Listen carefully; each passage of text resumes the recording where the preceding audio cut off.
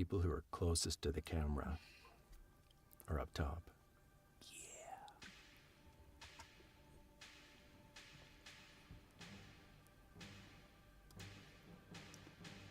In the beginning, there was no infrastructure to incarcerate supers, and authorities quickly realized that the current facilities were insufficient to the task.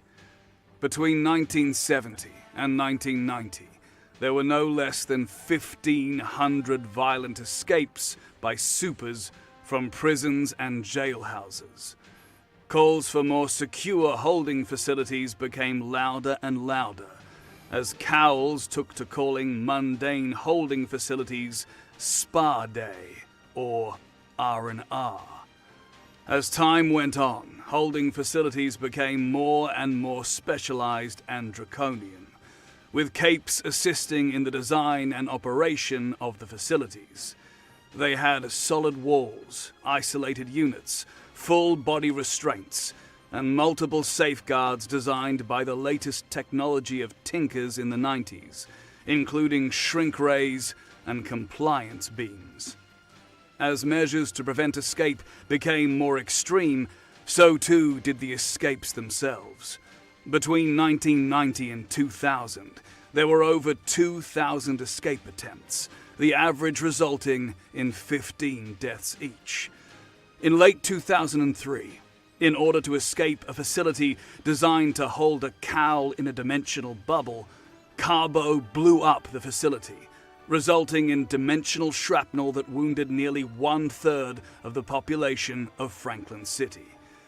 Responding to public outcry, Solaris gathered together a team of accomplished architects, psychologists, behavioral analysts, therapists, hotel managers, masseuses, bartenders, alternative lifestyle consultants, interior decorators, minders, and tinkers, to set about designing a prison so insidious, so sophisticated, so brutal, that no one would ever dare escape again. In 2015, they completed their masterpiece, and it worked. No one has ever escaped from the workshop. Okay, this is weird. Understatement of the year. I heard the workshop was some kind of hellscape inside a black hole, and you could only get out if the warden specifically made a portal for you to leave. I heard it was run by an actual demon.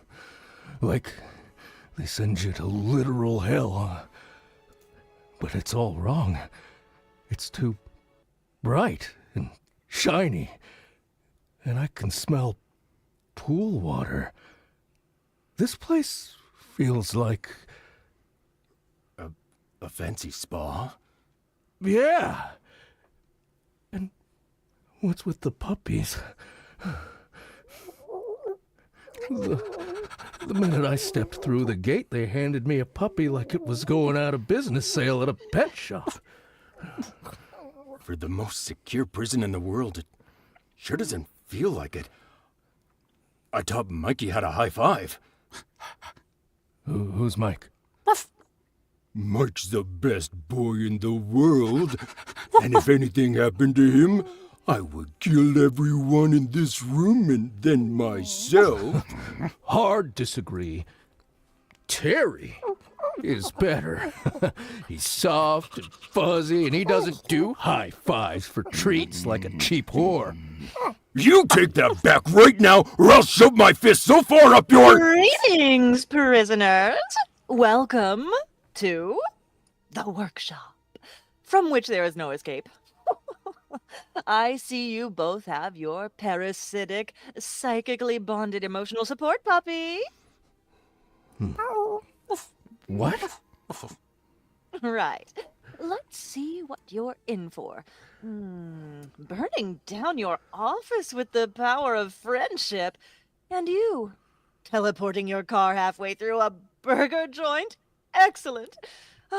My name is Leah, and I'll be filling in for Mephisto today, helping you give your orientation to the workshop. The most secure prison in Franklin City, quite possibly the world. Can I ask a question? Of course! The door we came through is still open. What if we just, leave? You won't like what happens if you do. Now, right this way, prisoners. Let's get this orientation ball on the road. Okay. Right this way. And we're walking. And we're walking. Over there is the TV and gaming room with comfy reclining leather chairs, a full surround sound system, and a full-sized theater screen for each prisoner. Wow. Over there is the pool with salted rather than chlorinated water for those with sensitive skin. We've got a set of stairs leading out of the pool at every cardinal direction. The side of the pool is non-slip, but we still don't recommend running. The pool is a neutral zone, and if you pick a fight there, the other prisoners won't hesitate to drown you, and we won't interfere. Side note, don't agree with anything Kelpie says, or she'll steal your soul. And we're walking, and we're walking. Over there is the bar. It's an open bar with every cocktail you can imagine, and then some. Over there's the masseuse, Randy. Hi, Randy! Hi, Randy also does happy endings if you've gone long enough without an incident. Hey, Randy. This doesn't make any sense. This is like one of those expensive spas for rich people. The security is practically non-existent. Why would we stay? You can't even make us stay. I've got freaking superpowers now. Counterpoint. Why would you want to leave? Because it's a prison? Is it? No, I'm kidding. It actually is prison. A long time ago, we figured that superpowers being what they are, the tighter you squeeze, the more people get hurt. So we decided to take a more indirect approach to jailing supers, to make it easy as possible for them to serve their time. Life in here is drastically better than life out there, and I'll prove it. You've got air hockey, unlimited phone and video calls, conjugal visits, dentists, doctors, certified tattoo artists, bakers, actual hockey, courts for every sport under the sun, a library that would make Aristotle weep, high-speed internet, customizable PCs, every video game in existence, a 4-star all-you-can-eat buffet, and most importantly, an army of lawyers legally obligated to act zealously on your behalf out there in the real world. Want someone to take care of your sick mom? There's a lawyer for that. Want someone to egg your rival's house? There's a lawyer for that, and he'll use goddamn ostrich eggs. Have no fear of life passing you by, because in the workshop, there's always a way to keep in touch with your loved ones. Although, certain acts you request of them might add time to your sentence. No murder requests for the lawyers, please. So, what if we just leave? I can see the door. It's right there. Ah, I'm so glad someone finally asked. Hey, Absolutely nothing. Nobody will even attempt to prevent you from leaving. So, have no fear of a violent escape or something of that nature. You can walk right out the door. what are you guys? A bunch of pussies? We prefer to think of it as optimizing leverage. If you do escape, Not really much of an escape if you can just walk out. if you do escape, Solaris will be notified, and we'll find you. Then have a little chat with you that may or may not result in your disintegration. Oh. Crap. There's one other deterrent besides Solaris that we employ here at the workshop. I see you've bonded nicely to your parasitic, psychically bonded emotional support puppies. Oh, no. Do you see that painted red line across the door leading out? Yes. If you ever so much as cross that line, we're gonna kill Mike and Terry. Do you understand me? You monsters! Welcome to the workshop, gentlemen. I'm sure you'll have a wonderful time here. And remember, we're not above killing puppies.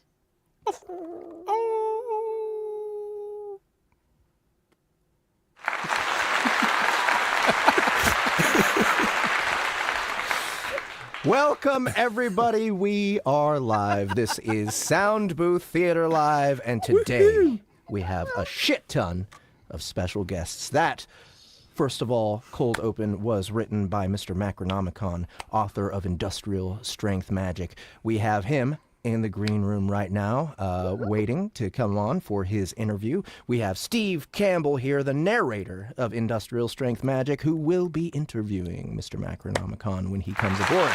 Woo! Yes. Thank you, everybody. Thank you.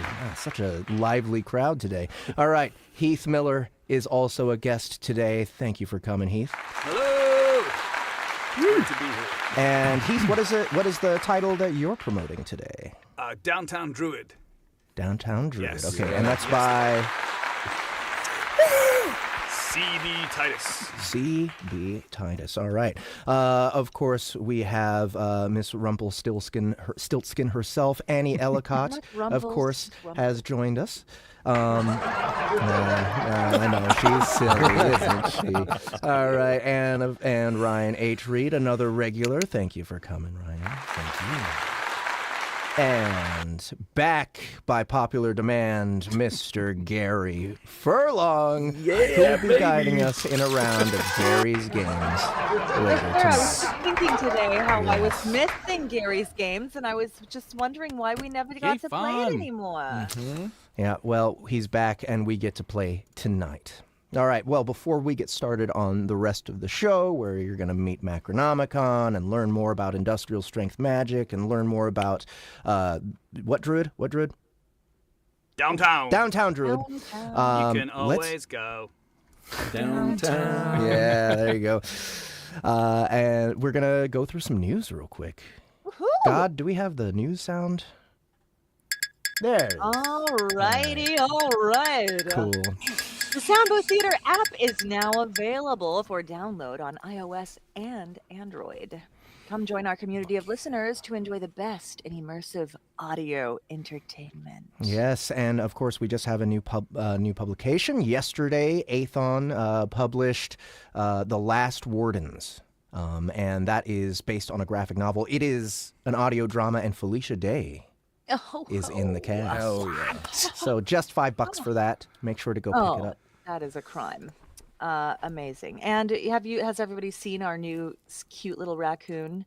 Yes. Yeah. Yeah, That look at him app. up there. Yeah. Can we say what the name is yet, or do we have I to don't wait think for we official can. I think Okay, that is well, under NDA right Proprietary. now. just to whet your appetites, we have a name now for our little raccoon. And Yeah. you'll know it someday. Someday. Not today. He's very private. LitRPG Con 3-day general admission passes are on sale. If you haven't picked yours up already, you should grab it before it's gone. Is everybody in call going to be there? I will be Is everybody there. here going? I will Yes. be, yeah. Yes. All right. Yes. Yeah. Is Macro, you going to be there? No, Macro's not coming. Macro will not be. Okay. Aw. Maybe next year. Well, you will be missed and loved from afar. The list is incredibly Here's stacked. Shammy. Like, I don't know that as this many of the big names in LitRPG have been in the same place at the same time before. Yeah, this is going to be unprecedented. Yeah, I mean, DragonCon maybe, Maybe. but I think because this is LitRPG Con, I think it everyone's might- just more motivated, Yeah, so right. make sure to go pick up Who's a ticket if you haven't already. I think Yo, Jefe. I Look at don't Justin. Look at remember. Justin's little picture. Wait, scroll back to Justin's Justin. so cute. Scroll back to Justin. Is he down? Other He's way, below. other way, other way, Do you know how other to way. scroll, God, you shite? There you go. Back, Oh, go That past is it. not just. There he is. There he is. Are you punking me, God? Look at Justin. You know why he's so happy? Because he just got a 'Cause he got a- puppy. That's true. Yeah. He did just got a get a new IRL. puppy. Yep.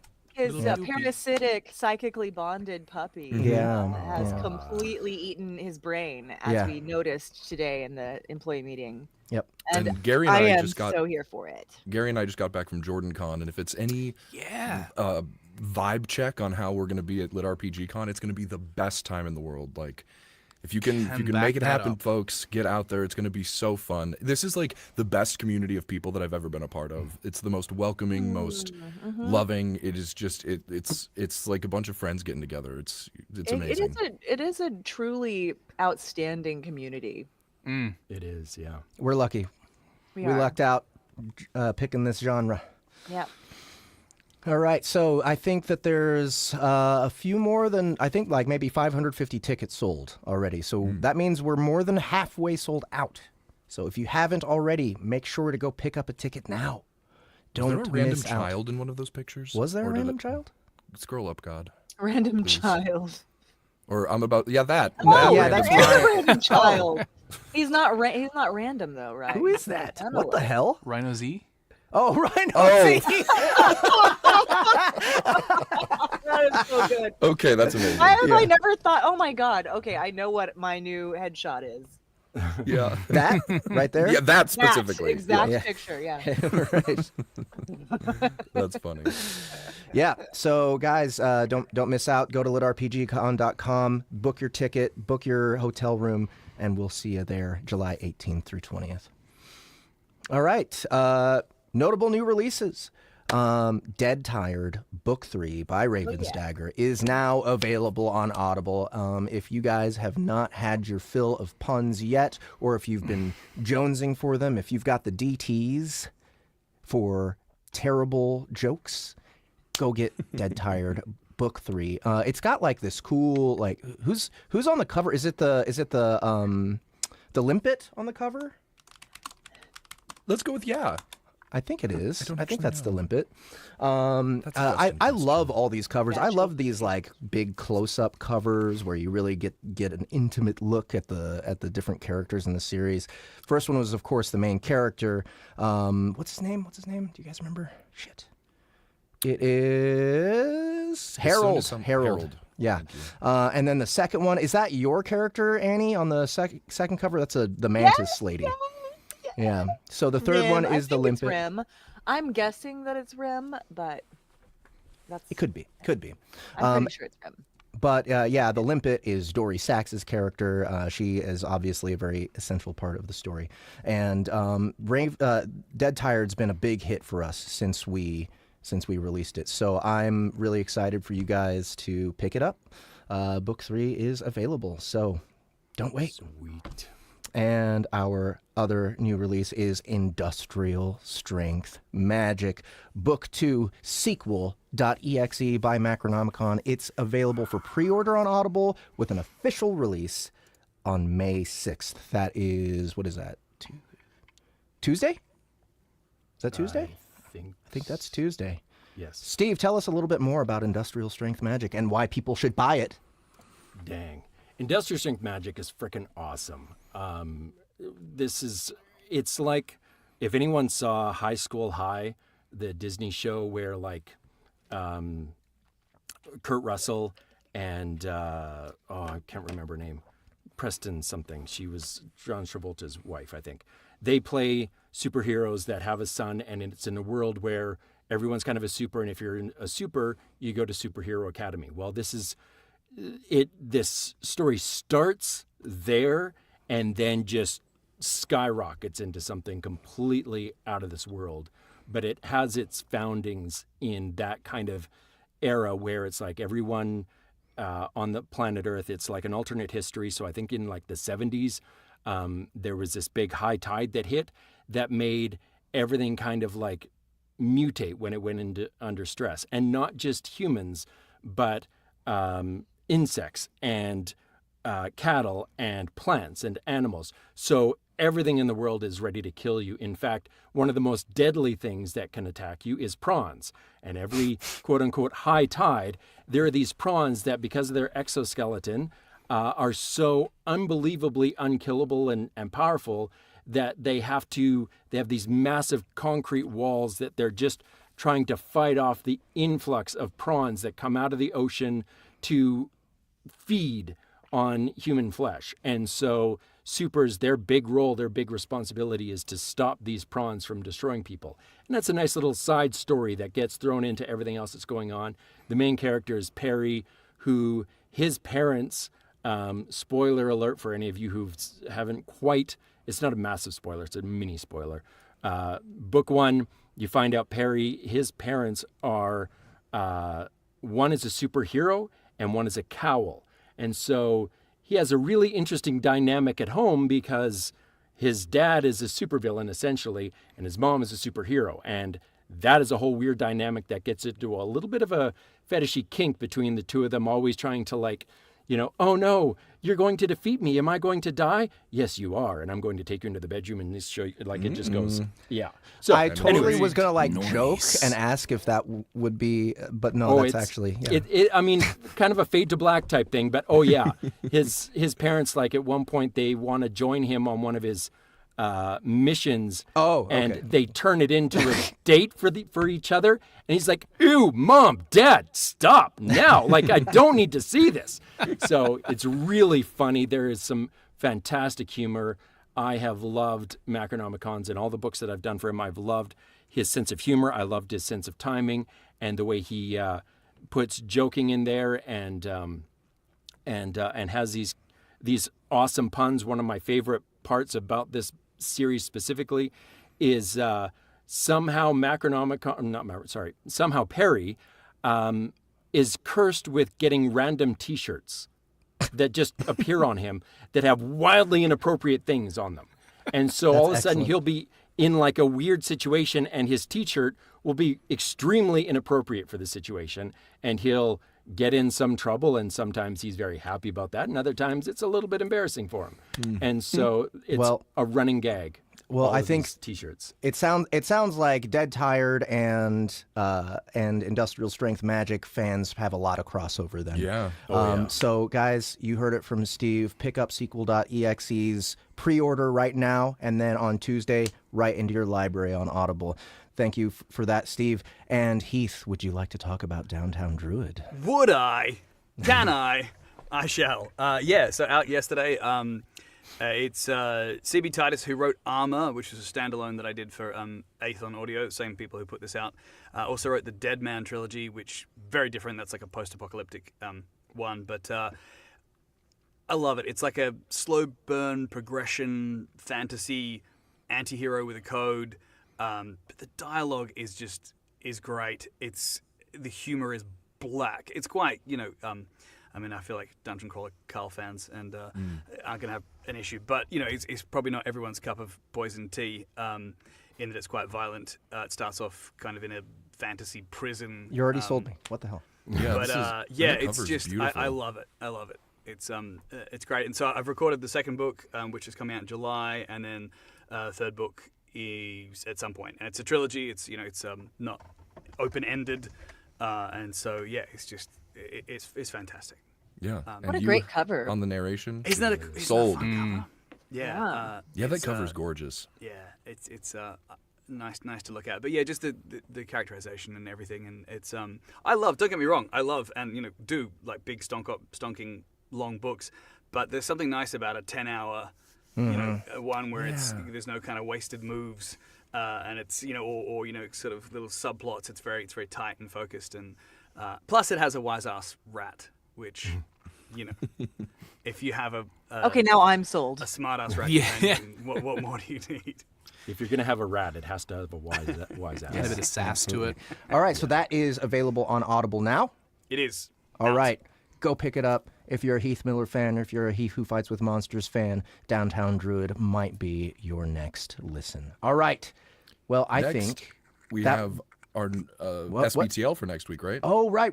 Sorry, So- forgot. No, that's okay. That's what I'm here for, big That's guy. what you're here for, Ryan. Next week, we have the cinema. And the movies we're going to be discussing are Death Becomes Her, Guyver, and... Dark Hero, Guyver, Dark Hero. Yes, the second. Make sure everyone knows, yeah. Guyver, Dark Hero, and then... what was the last one? Oh, Big Trouble in Little China.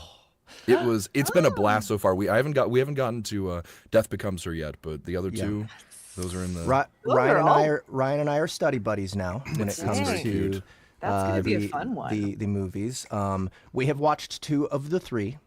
I will say one of them was heavenly, and the other one was torturous. Yeah. Guyver's good though, right? Guyver's good. It's good, right? The guy who does the voice of Solid Snake is the star of that. He is only in good things. I didn't realize that was him. Don't ruin my fucking life, Jeff. All right, maybe you need to Hater. be a guest on the cinema Yeah, next if week. you got strong opinions, you should Yeah. come next week. Oh shit! Come what date is defend it? Guyver, Dark Hero. I don't know that I can. I think I'm leaving town. No, We'll see.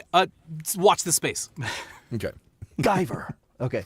All right. So that is the news. News over. God, can you play us out with the Tinkalinks one more time? I don't like it when you call them that.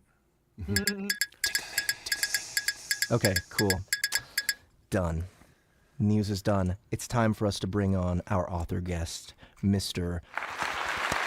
Macronomicon. I was trying to figure out a way to make Macro with your it? first name, but I already said Mr. So Mr. Macronomicon is here today. Thank you so much for coming. Thanks for having me. All right. Well, Steve, why don't you take it away? You are the resident expert on Industial Strength Magic and really an expert on Macronomicon compared to everybody else. We were actually just talking about this, and I surprised Macronomicon because I reminded him that this is going to be the 9th book released that Macronomicon and I have collaborated on together. 9 books. 3 different series, and I have loved every frickin' second of it. He creates such incredible worlds that are so interesting and unique, and the situations that you put your characters through just astound me constantly and challenge me as a narrator. My word, you have a way of making things incredibly challenging and difficult. I am so incredibly grateful that this series specifically we're doing with Soundbooth Theater, but the other 2 series we've done through Podium, and it was always just me doing the recording. And one of the ones that made it the most challenging for me, and you probably didn't even think about it, at least I hope you didn't, and not tried to be so vindictive to your poor narrator, is there was in Wake of the Ravager, Calvin is the main character, and Calvin can duplicate himself and can also bring up a spirit of someone and then duplicate that person, and also has the ability to transmogrify. So what ends up happening through the course of this situation they're stuck in, they need multiple people, and so he duplicates himself once. Then he duplicates himself a 3rd time, and then he brings up the spirit of Princess Nadia. Nadia is there. And then he duplicates Princess Nadia, and then he duplicates Princess Nadia again. So there's 3 Nadias and there's 3 Calvins, but that's not the end of it. Then he takes one Calvin and gender swaps Calvin to be Nadia, and then takes one Nadia and gender swaps Nadia to be Calvin. So there's 3 Calvins and there's 3 Nadias. 2 of them are Calvins, and one of them is Nadia in Calvin's body, and then 2 Nadias, and one of the Nadias is Calvin in Nadia's body. And then he has the 6 of them converse and argue and discuss the plans about what's going to happen for about 4.5 pages. And I'm like, a voice actor's worst nightmare. what the hell do I do with this? How do I make this work? So yeah, constantly. And I mean, gender swaps all over the place. There was this one creature, Learner, who starts out as this monstrous creature and then starts to gradually over a book and a half change into a more human type character, and then change into a female type character, and ends up falling in love with it's just He goes for it all the time. One of the things that we found, like when we were first doing book one, I know you're laughing, but oh my. When we started working on book one and I was looking at, okay, we're doing voice effects for this. And so I was working it out with Justin Thomas James, who's not here, unfortunately. But I was asking him questions because I had not done VFX on any of my books before. And I was like, you guys are the experts. You know what's going on. And he's like, okay, well, so this is what we do here, here, here. And I'm like, okay, well, what about this? And what about this? And what about this? And he's like, oh, this book is more complicated than I think any book we've ever done before. And so the way Soundbooth Theater runs basically is they use Ableton, and then you have different tracks that come through. For each of the different different actors, each have their own track, and then the narrator has a track, and then the if there's any special effects, those get their own tracks. And so it was going through, and as I was going on, we were at about 24 different tracks, and then we would need flags on top of that. And Justin was like, "Oh yeah, that's really hard." And I said, "Yeah, that's really hard." And so he's like, oh my, this is going to be a challenge. I says, it is going to be a challenge. But we managed to get book one out. It took a little bit of time. Book two, we were able to learn a little bit more about how the process is going to work. And so I am very excited for book three. But I have talked enough about this. We're supposed to be talking about UMAC. So why don't you tell me how you have been able to come up with all of these worlds and all of these different scenarios? Where do you draw your inspiration from? Oh, usually it's from whatever I'm reading at the time. Sometimes it's like, a what if scenario. A good example is you guys asked me how I came up with that prison. And I was just thinking, like, at some point, this character is going to have to, get in trouble with the law. What would that look like? If everybody's got superpowers, wouldn't there be more escapes? Wouldn't it be a lot more violent? You might have to get kind of roundabout with how you keep them in the prison. And so a lot of my ideas are just from like thought experiments, or if I'm reading somebody else's stuff, oftentimes it'll be spite. Like I'll read something, I don't like it, I want to make something that I like better. So I wind up doing that instead. Spite is always a good motivator. Always a good motivator.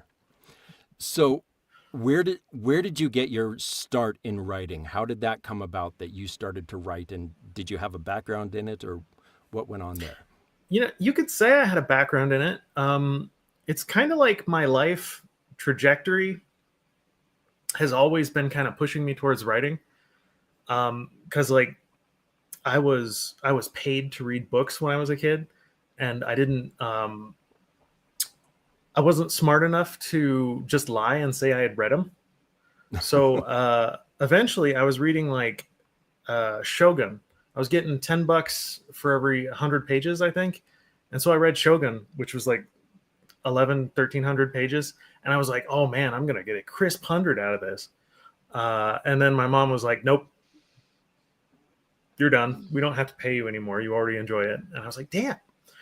I was going to ask, how do you get paid to read books? I mean, I get paid to read books, but I have to read them out loud and record them. So how did you, when you were a kid, manage to get such a sweet gig of getting paid to read books? Well, I mean, like, I don't think I really enjoyed it very much. And then my mom was like, this kid needs to be good at reading, for success in life.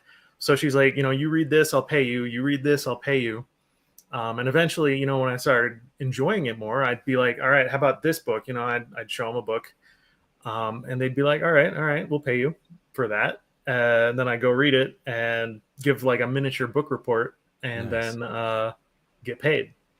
Of course, like I said, I was never quite smart enough to figure out that I could just lie.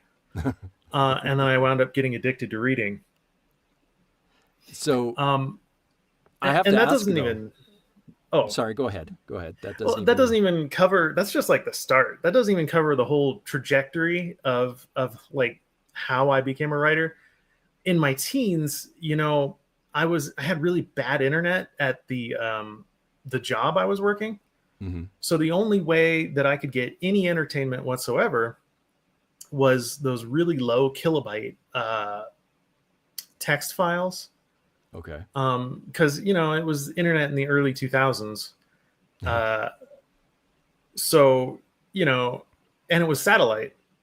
So you could read manga, or you could read just regular books, and it would slowly load and scroll down the page, and you could read it that way. Nothing better than that.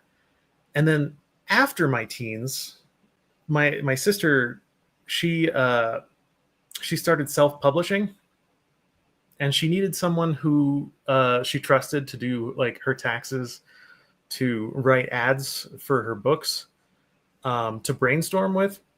And basically, over the course of my teens to my late 20s or mid 20s, all I did was learn every aspect of how to become a self-publisher, except for actually writing.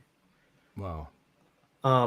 So then when I was in my early 30s, actually, I think I was 28, when I took a look at my life and I said, like, I could go back to work at Fred Meyer's or Smith's, stocking shelves, or I could do this thing that I've seen my sister do, and she's really good at it, and I could try my hand at it. And so I did. That's amazing. It's sort of like you kind of owe your parents and your sister like royalties a little bit, because it seems like this career. I'm getting you in trouble with your family.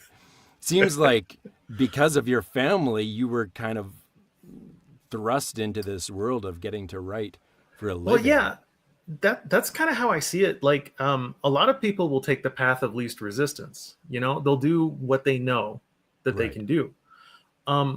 So when you take a child and you expose them to that kind of work, and you have them brainstorm, you have them edit, you have them write, you have them do all this stuff. When they decide to make a living, that will be the least mystifying, the least scary option that they can choose, and they'll wind up doing it. Makes absolute sense to me. So now let's get into a little bit of the nitty gritty when it comes to Industrial Strength Magic specifically. Where did your inspiration come from for this series? It all came from an idea for one single spell that didn't even show up until like partway through the first book, or maybe in the second one. I was thinking about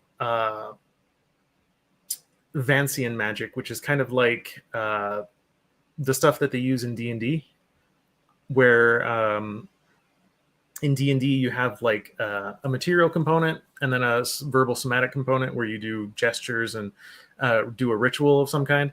And when you smush it all together, you get a magic. I thought to myself, like, if people really had magic, they would optimize the hell out of it, to the point where it would no longer be magical. It would be industrial. It would be tweaked to the point where it was no longer fun or exciting. It would just be, they would crank it to the limit.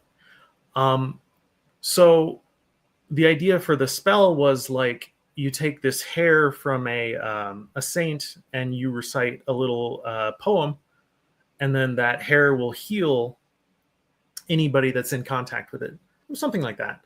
And I thought to myself, well, how quickly can you recite a poem? If you have it pre-recorded and have it recited in a fraction of a second, could you make it go that fast?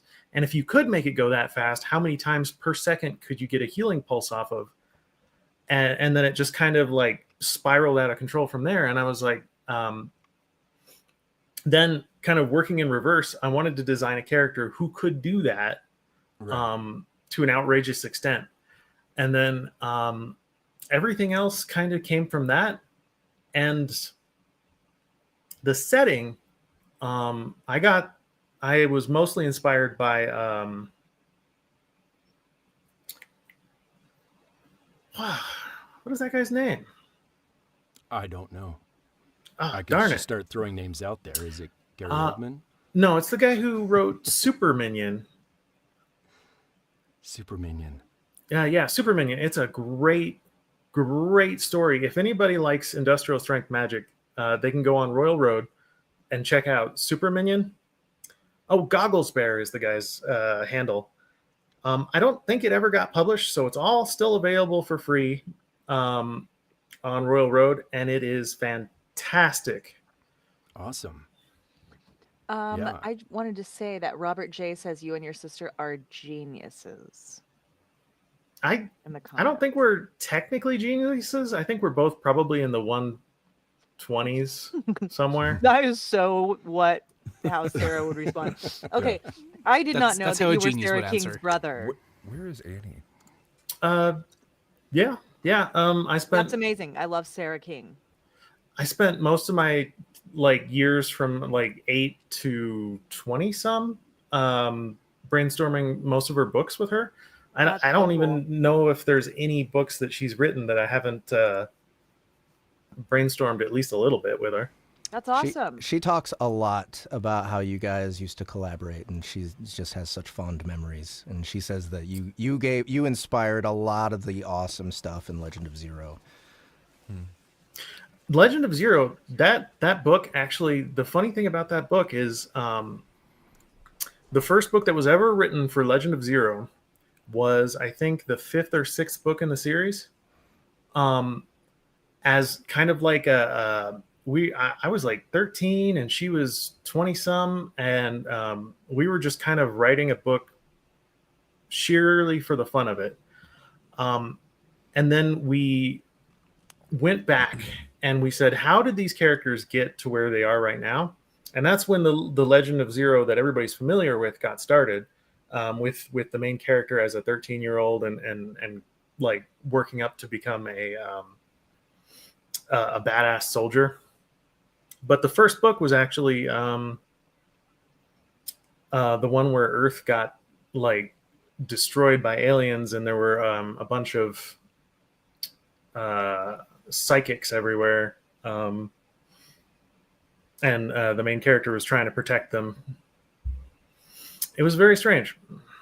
Yeah, well, the whole series is very strange, and I absolutely love it. So, yeah, shout out to Sarah King and Legend of Zero. Those are both on the Soundbooth app. Nice. Sarah was actually how we got introduced, because she was chatting with me while I was listening to someone record their narration on Soundbooth Theater's Discord. And she was like, "Are you the same Steve Campbell that narrates Macronomicon stuff?" And I was like, yes, I am. And she's like, "I'm his sister." And I was like, "You are? What?" And it was late at night. It was like midnight my time, which is I'm on Mountain Time. And she's like, you could talk with him. And I was like, that would be cool. And she's like, I'll check with him right now. And I'm like, it's midnight. Let's, maybe not right now, but no, I've already messaged him. I'm like, oh my word. So yeah, she was very excited for us to have a conversation and meet. And I was very grateful that I got a chance to get to know you, because at that point we'd only worked on one project together, and that was the Stitched Worlds, formerly the Systems of the Apocalypse, I think, or something like that. And the Stitched Worlds, and because it was through Podium, we had zero interaction. And so I didn't know if you wanted me on the series. I didn't know if you liked what I was doing with the series. And I was like, maybe this would be okay. Maybe it's good. I loved your stuff. I was a huge fan of what you'd written. So yeah, it was really awesome to get the chance to talk to you finally. Yeah, it was a great conversation. I remember I was living. You were in Alaska, I think, at the time. Was I? I thought so. Was this in 2022 or was that earlier? Oh gosh, the pandemic screwed me over for remembering what it was. But you were moving down to New Mexico or something. So yeah, wherever you were before that, that's where you were when we first started talking. Yeah, I remember just pacing around back and forth, having a conversation about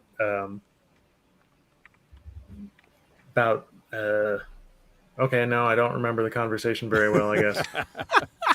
We were just talking about how cool you were and how crazy it was that you come up with all these different stories and how you had kind of gotten into it a little bit. Yeah, I spent like a good portion of my life brainstorming, and the funny thing is, like, you learn that about 99% of your ideas aren't going to stick. So you don't get too attached to any one idea. You just shotgun it. And then kind of like you can test the reaction to see which ones are good and which ones are bad. And, you know, over time, you get better at it, and your ideas get better. So you talked about not being smart, and I kind of feel like I got to call bullshit on that a little bit, You because just thought he wasn't a genius. yeah, well, he first he said he wasn't smart, and then his parents started to make him read, and then he started saying, well, now I'm not genius level. Right. So either way, I call bullshit on either one of those statements, because having read a number of your books, and especially this one, the amount of math that you put my poor brain through in order to try and I'm like, how do I even say that equation? I had to take a friggin' physics course just to be able to say what you had written out in your functions and in your formulas and that kind of stuff.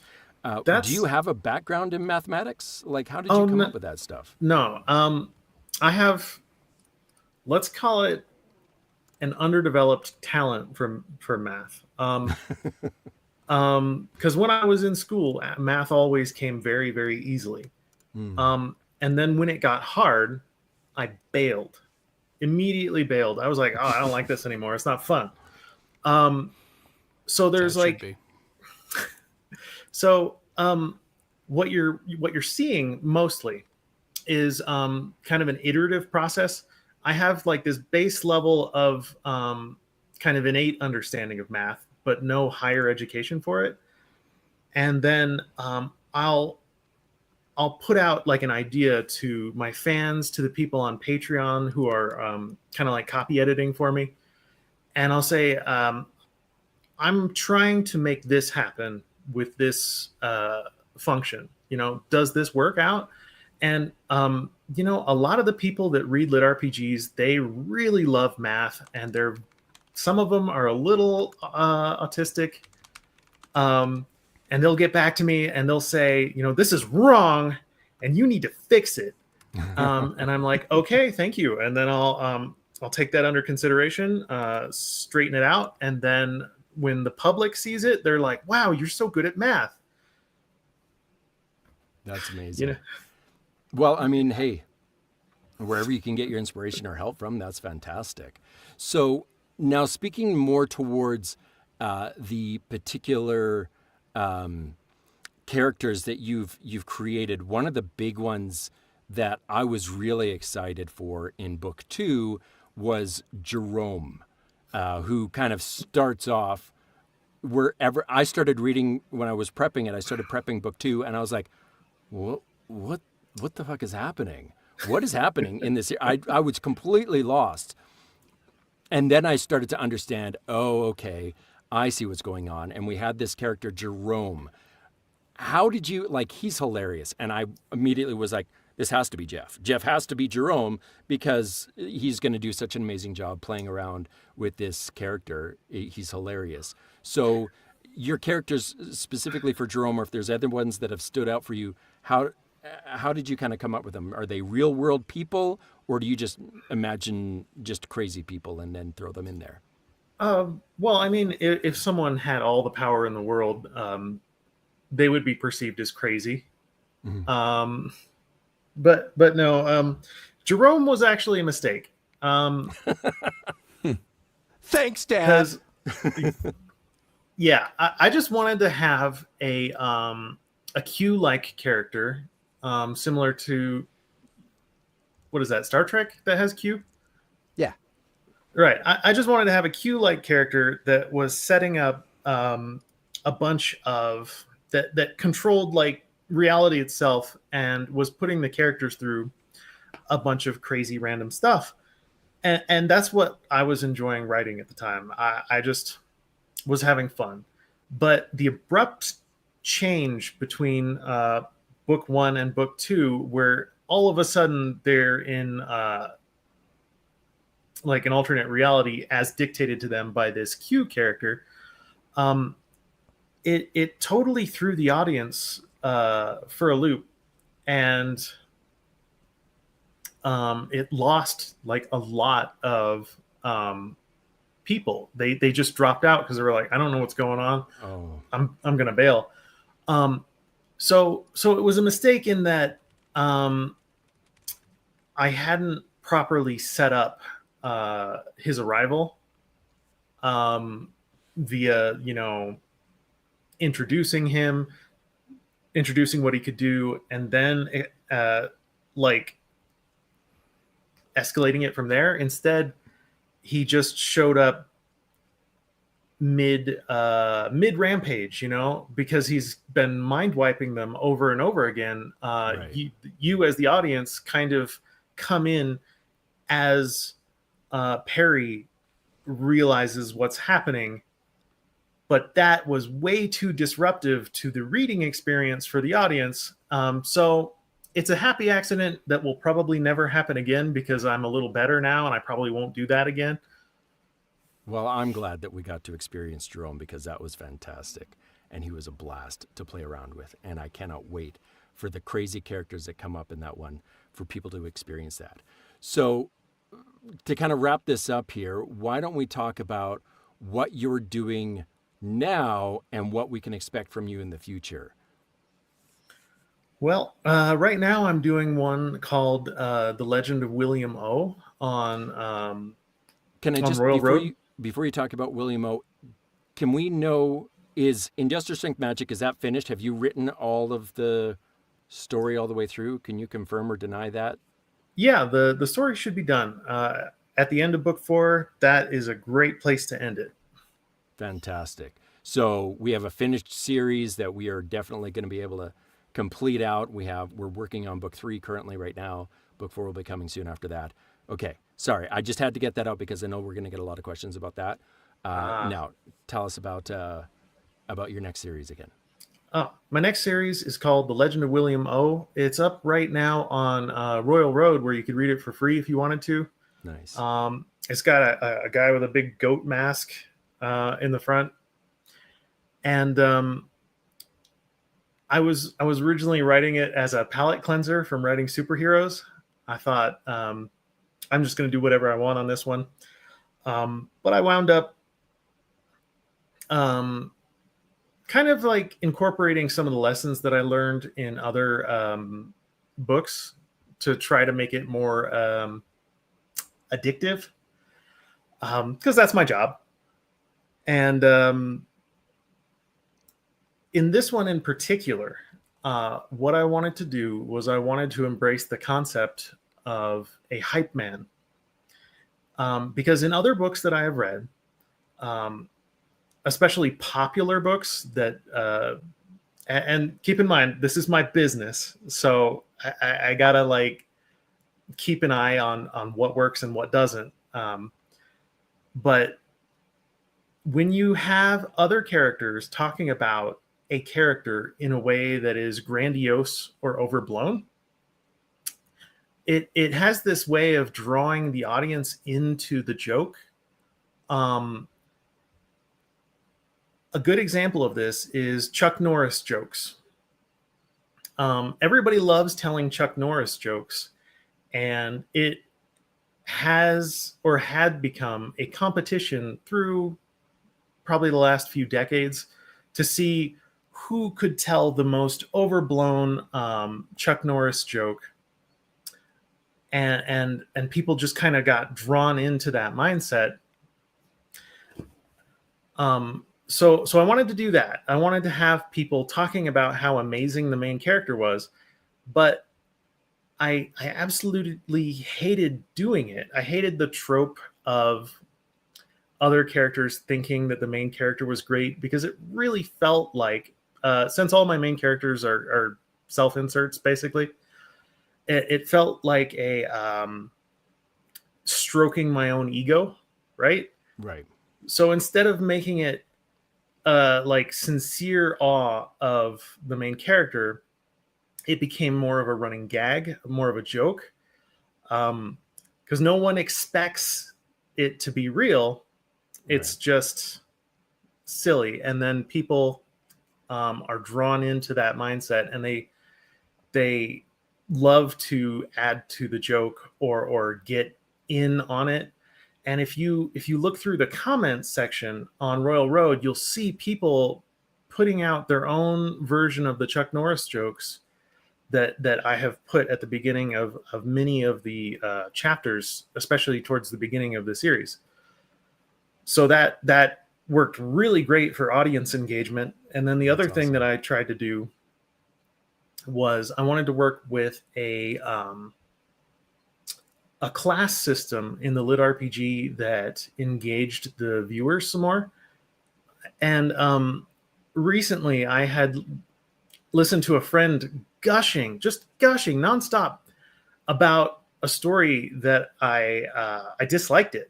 You know, I was like, I don't really like this. But a friend of mine was just gushing about it. And what they were gushing about, and I was clued into what was truly engaging about that story when they said what kind of class they would design if they lived in that world. So it was like this system where you take three concepts and you mix those three concepts to create a class. And that whole choose three things and then mix them together to make a class and then run with it. It stimulates something in the reader's brain that says, okay, if it could be any three things, what would I do? Right? And if they think, what would I do? All of a sudden they're totally hooked and they're invested and they're along for the ride. That is genius. That is fantastic. Macronomicon, thank you so much for your time with us today. I really appreciate it. You've been phenomenal. I do have one very quick, just brief response. Will you be touching back? There's been a few people that have asked, will you be going back to visit Stitched Worlds or Wake of the Ravager and tell more stories in those worlds, or are you kind of done there?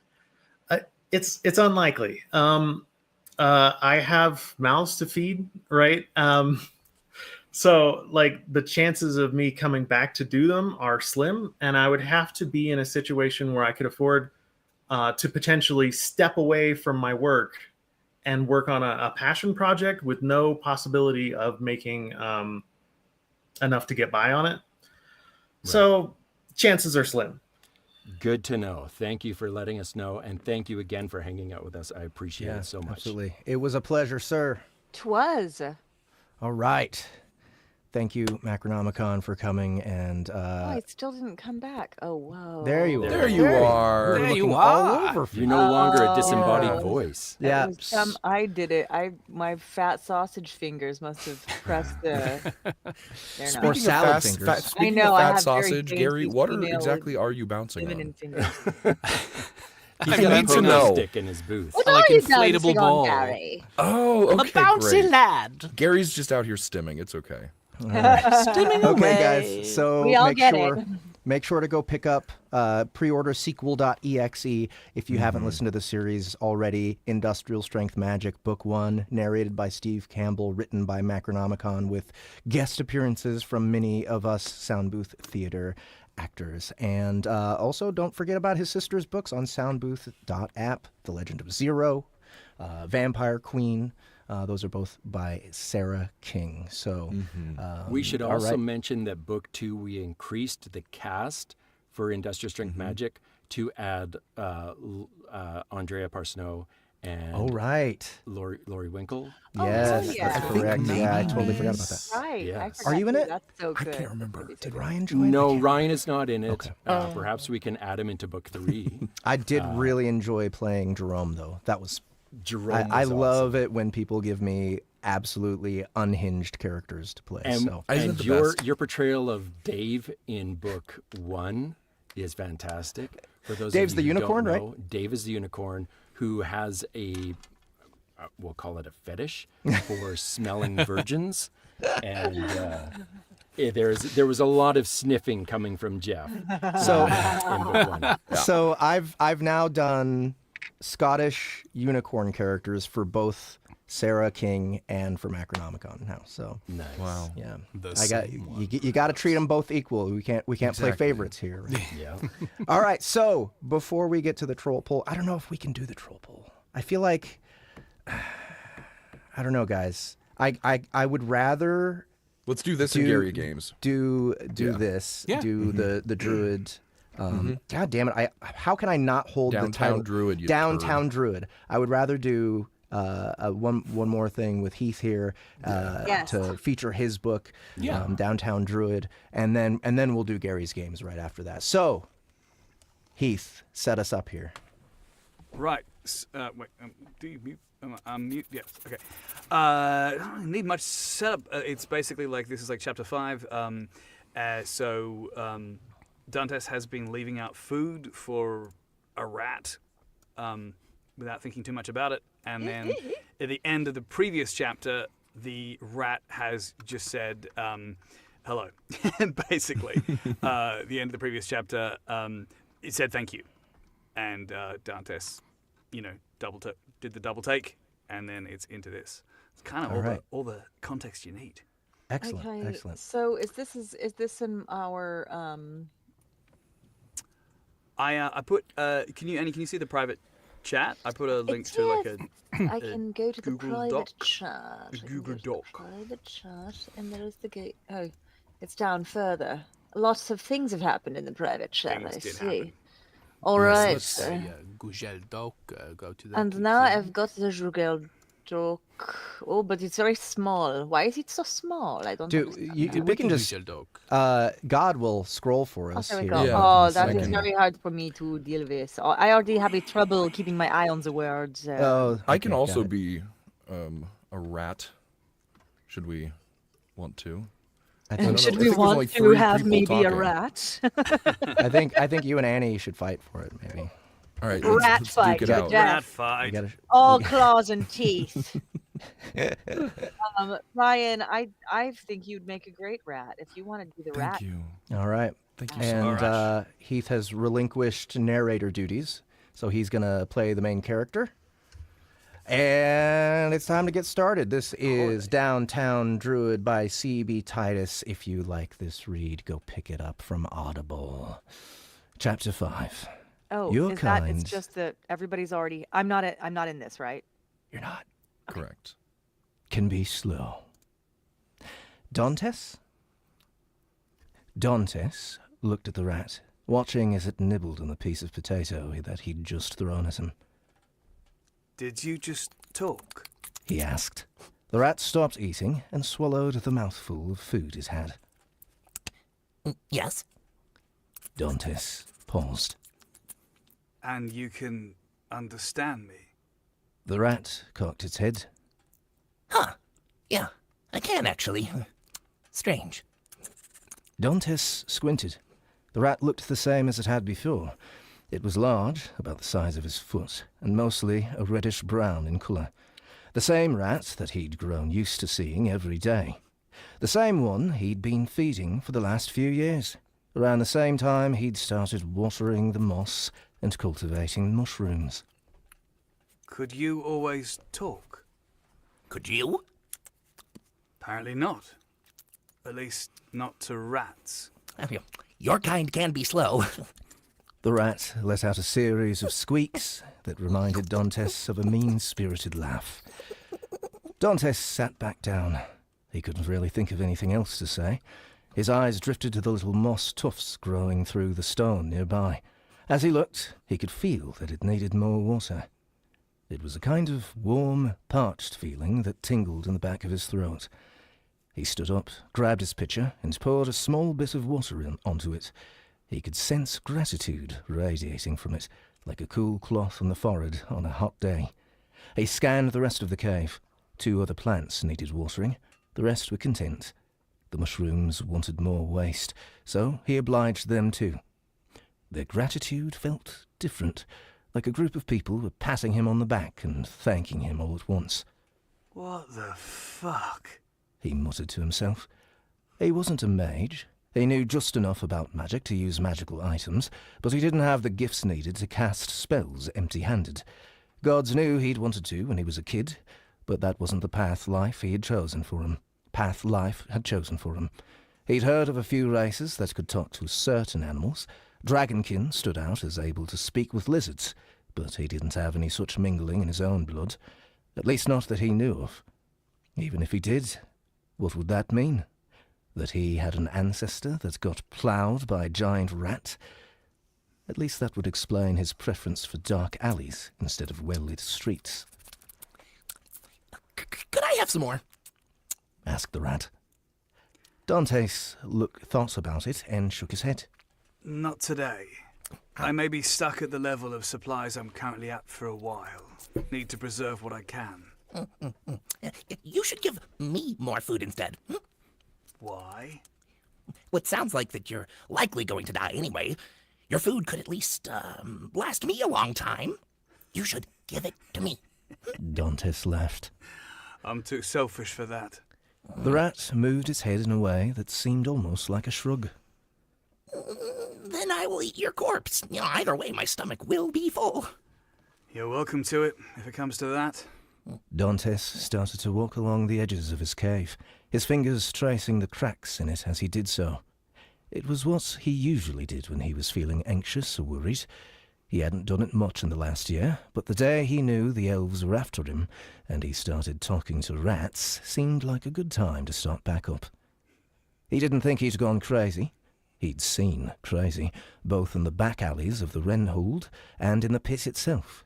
Broken men weeping openly in the middle of streets, dwarves so terrified of the sky that they covered their heads with dirt, elves so far from their home forest that they broke and covered the walls of their cells in excrement they tried to shape into the image of a tree.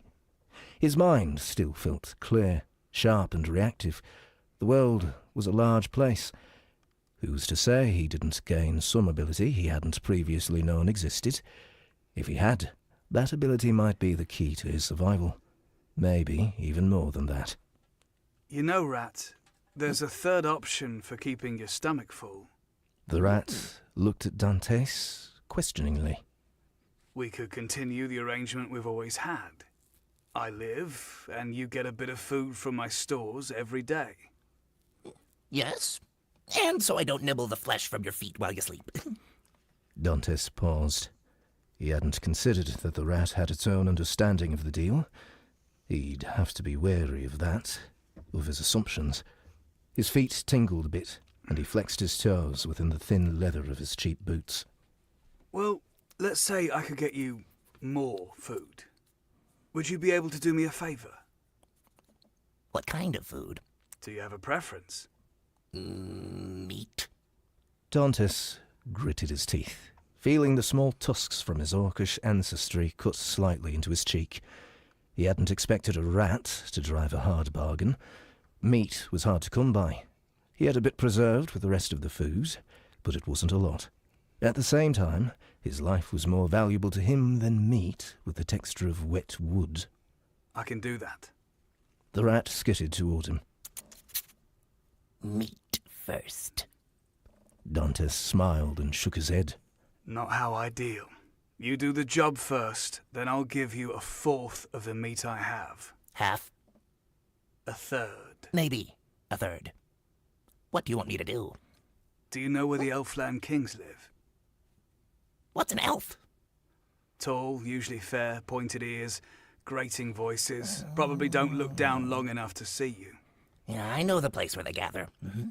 Some of them, the important ones, carry shards of a mirror, roughly the size of my hand. The rat nodded. Yes, where the food and good smells come from. Would you be able to retrieve one of those shards for me? Half? The ones with pointed ears are hard to avoid and crush us beneath their boots whenever they can. Dantes clenched and unclenched his fist. Deal. Half. To be paid once I receive the shard. The rat twitched its whiskers thoughtfully. It will be done. But I will wait until they sleep to go to them. I will need some of my siblings to help me. I will tell them that you paid me only a quarter of what I was actually to be paid. I will share that among them. Dantes nodded. He'd met some savvy people over the years, but he found himself impressed by the rat he'd been sharing his food with. Do you have a name? The rat had returned to its small meal of a potato. No, rats are known by connections, not by names. My sister calls me brother, my mother, son, and my cousin, cousin. You know, on and on. You know. Well, we're not kin. I'd rather not refer to you as just rat. After all, if you're not the only one I can talk to, then it may get confusing as I meet more. True. I would not want you to pay brothers instead of me. They are tricky. How about Jacopo? What is this name? What is its meaning? I don't know. It was the name of my father's ship. Always liked how it sounded. A ship. My great-great-great-great-grandmother came from a ship. This is a good name. All right, then. Jacopo. Dantes held out his pinky finger to him. I look forward to a long and mutually beneficial relationship. I have seen this. Jacopo moved closer and gripped Dante's pinky finger in his claw. Dantes dipped his pinky and nodded at him. Jacopo returned the gesture. It had taken some time, but Dantes' anxiety had eventually turned to exhaustion as he waited for Jacopo to leave on his mission. He forced himself to eat a bit of the food he'd acquired, focusing on what would expire first, and sat on the pile of cloth that served as his bed. Unlike him, Jacopo seemed completely at ease in spite of the heist he'd so recently agreed to, alternating between naps, stretching, and more naps, until he said his goodbyes and began to make his way to the Elfland King's territory. The day's events had been tiring. Dantes wasn't out of shape, exactly, but he certainly wasn't the same rooftop-hopping man he'd been before he was thrown into the pit. Years of malnourishment and a lack of exercise had eaten away at him, and as such, he felt deep aches and pains through his body as he lay down and closed his eyes. His dreams typically took one of two forms: the shape of his friend's hands in front of him, pushing his ladder away from the rooftop, the sensation of falling endlessly, the pain of landing on his back, or running through the overgrown parts of the city, his hands running along the edges of branches and vines as he ducked into alleys and climbed crumbling walls. This night was different, however. He felt as if he were floating, drifting through blackness. Below him, a scene played out, seemingly on repeat. There sat two people, a man and a woman. The man wore a cloak of midnight blue, with silver and gold buckles securing it in place, the hint of a dagger at his waist, and his face concealed beneath a hood, only a smirk showing. Across from him was a woman. She had a skin the colour of pale wood and hair of deep green. She was smiling as well, but hers was predatory, hungry, and she had one slitted eye like that of a cat, and one eye with a bar of black in the centre, like that of a goat. Between them was a scale, and each of them would take turns placing something on it, or removing something from it. The scale was overall tilted in the cloaked man's favour, but with each addition it seemed to be sliding slowly toward the green woman. The moment the scale became even, the dream changed. This sounds really good, man. Yeah, this is dope. It sounds great. That was Yeah. fun as hell. That was delightful. We need to do some retreat where you just get to hear someone else do your work. Yeah, It's right? fantastic. I just spent an Audible credit on it. I own it now. Yeah. So, yes, Heath, thank you for sharing that with thank us, and you. thank you for playing with us, Thank you man. so much. You guys, go pick it up. It's on Audible. Just released yesterday, and Heath is the narrator of getting the my whole credit. thing. So, all right. You guys ready for some Gary's Games? Yeah. Heath's definitely sticking around, aren't you, Heath? Yeah. Okay, dope. Yeah. Macro, you trying to hop on some? Give us a big nod or a big no. Okay, never mind. He's in. Oh, I will spectate. He will Hell spectate. yeah. You can join us as well. We like it when people Spectators watch. are just as important as the spectated. Okay.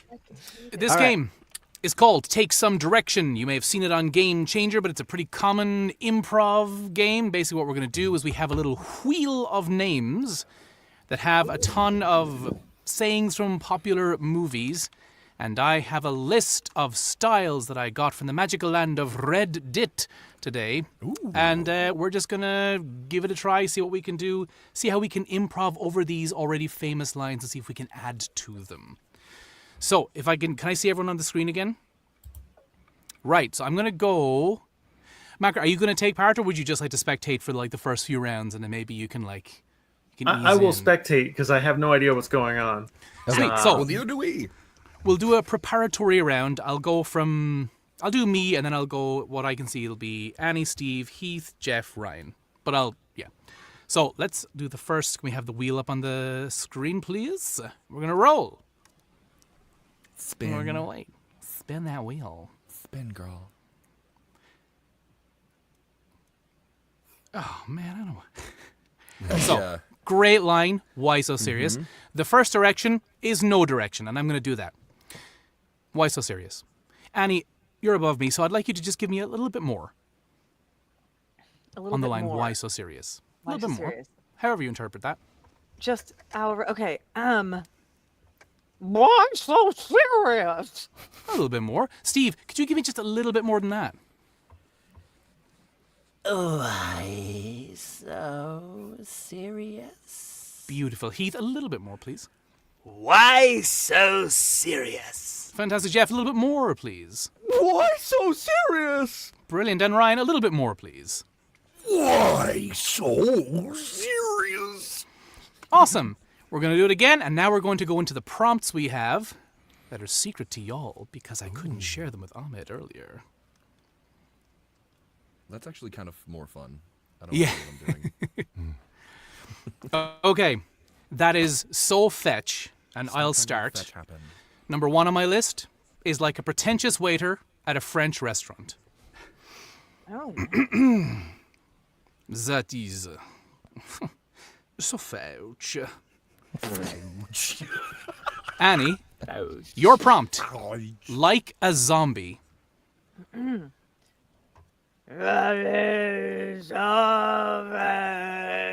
Nice. Classic Night of the Living Dead zombie. Steve, like Christopher Walken. We're all just trying our best. No judgment. Yeah, So no fetch. judgment. Heath, like you're ordering in the drive-thru. That is... So fetch? Jeff, like a Victorian child ghost. That is so fetch. And Ryan, like someone being melted from the inside out.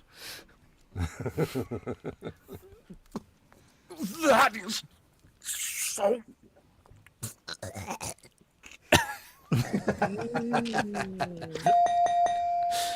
Very nice. Bravo, bravo. Let's change the order. I'll go last this time.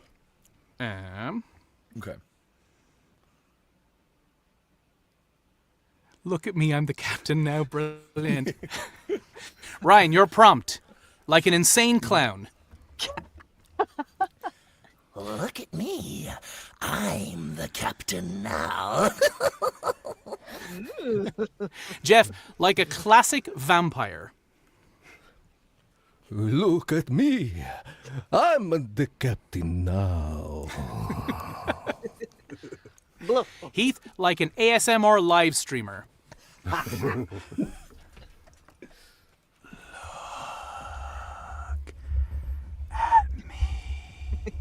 Ah!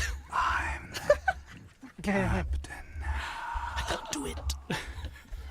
not enough mouth sounds. Yeah. Promise this wasn't planned. Steve, like a hockey player who wants to fight.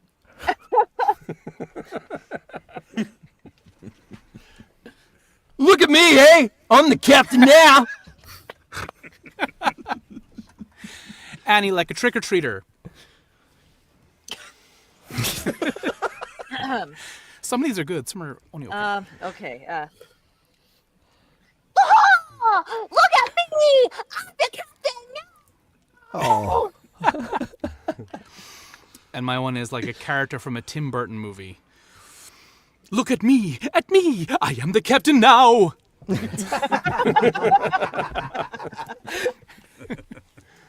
Okay. Next. There we go. God, are you keeping track of the points? Is God The making nebulous points? point There's system. points. We're still Of course doing there's that? points. It's the game. Come on. Come Whoa! Okay. on. Oh, Okay. Jesus. Is God just unilaterally choosing? Oh, here we go. yeah, he's God. That's what he does. Okay, you're right. Sorry, God. Right. I think that's a great setup, God. Ryan, your prompt. It says like an NHL ref, like any ref of any sport you wish, announcing a penalty. What? Okay. You're going through life thinking that girls don't like you because you're a nerd. And I want you to know, from the bottom of my heart, that that would be true. It will be because you are an asshole. Jeff, I don't know how this happened, but this one's like a Muppet vampire.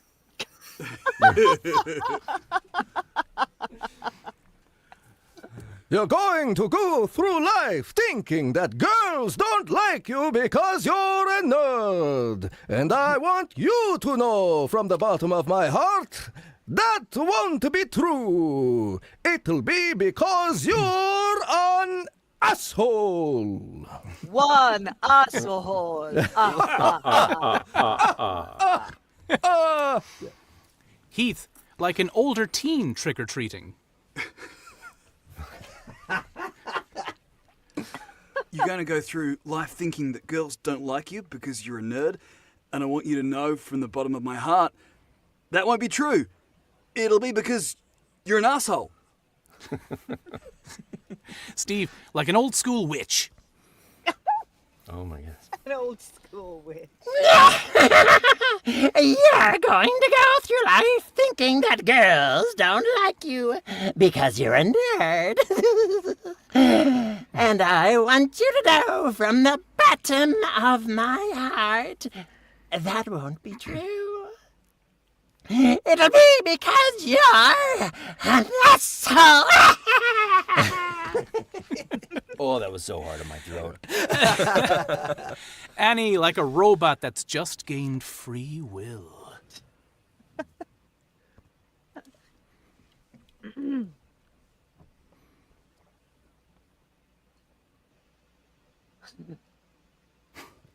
You're going to go through life thinking that girls don't like you because you're a nerd. And I want you to know from the bottom of my heart that it won't be true. It'll be because you're an asshole. And my one is like a serial mascot vampire. Do they exist? Anyway. Yeah. Oh, there we go. Count Chocula. Oh, okay. Right, we didn't have him, so I'll give it a go. Tricks are for kids, but you're going to go through life thinking that girls don't like you because you're a nerd. And I want you to know from the bottom of my heart that won't be true. It'll be because you're an asshole. I don't remember. How did Count Chocula sound? Do you guys remember? Nah, dude. I don't remember. No. Hey guys, want some chocolate? I'm the count. I really I'm going to be looking up Count Chocula commercial Oh, yeah. as soon as we're done here. Yeah. Well, so there are a ton of these, so just whenever we want to call it, we can call Can't it. wait. Yeah, let's do one more. One more. Cool. Yes! Oh, yay! Yes! What is it? Oh, these motherfucking snakes on this motherfucking plane. All right, let's start. We'll do the same order. So, Ryan, like someone mid being possessed by a ghost. Mid. It's happening as they're saying this. Okay. I have had it with these motherfucking snakes on the motherfucking plane. Someone who's mid. Oscar Gold. Let me see. You're not here. particularly attractive in this role. Yeah. Thank you. Okay, I'm trying to find. Okay. Here we go. Jeff, like you just know the last word will trigger diarrhea. Yeah.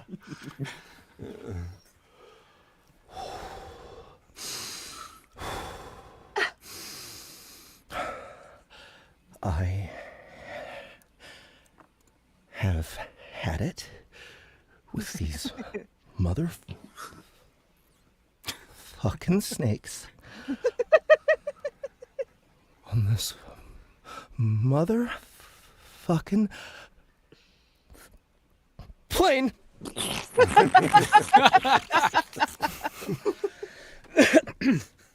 Sorry, lads. Heath, like Jack Nicholson in The Shining. I've had it with these motherfucking snakes on this motherfucking plane. Give me the bat. Yeah. Yeah. Steve, like a medium channeling a malevolent spirit at a seance.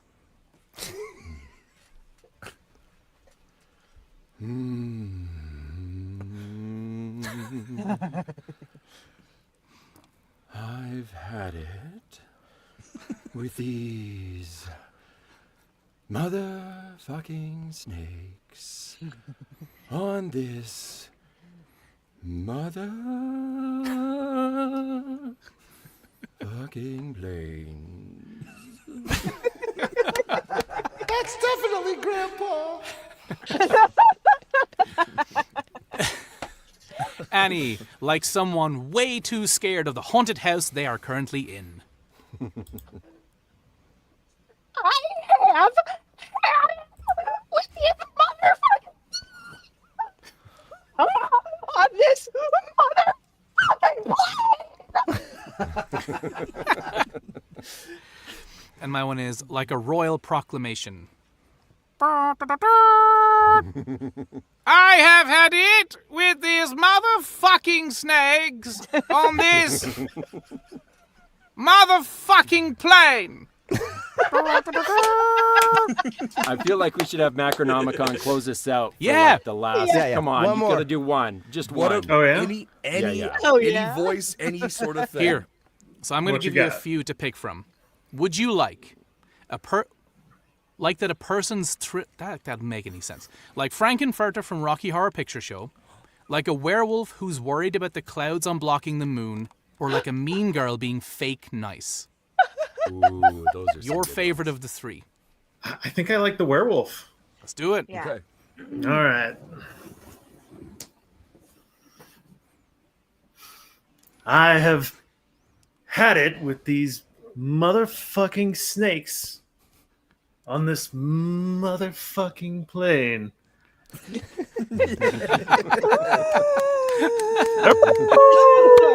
Yeah. Fire Steve, you've got it. Thank you, Noise. special guests. Thank you, Heath Miller. Thank you, you. Macronomicon. Thank you, Steve Campbell, for coming and joining the Soundbooth Theater live stream. What a fantastic time we've had today, and thank you, everybody, for coming to watch us. Be sure to pick up all the things we've been hawking today. I think a lot of links are going to be in the chat and in the description. Macronomicon's Industrial Strength Magic, CB Titus's Downtown Druid, Sarah King's stuff, and go pick up the Soundbooth.app app. Do it! Do it now!